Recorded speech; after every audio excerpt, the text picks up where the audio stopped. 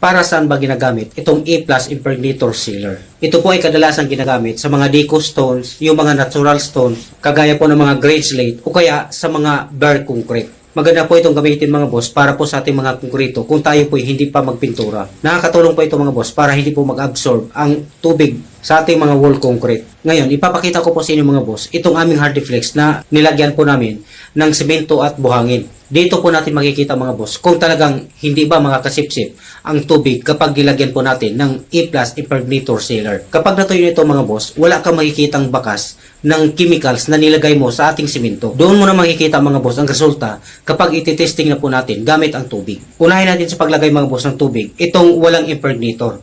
So sa nakikita po niyo mga boss, nag-absorb po ang tubig. Ayan po, mabilis po na nag-penetrate ang tubig sa ating konkrito. At ngayon mga boss, ito naman po ang lagyan po natin ng tubig. Itong ating pinahiran ng A+ impregnator sealer.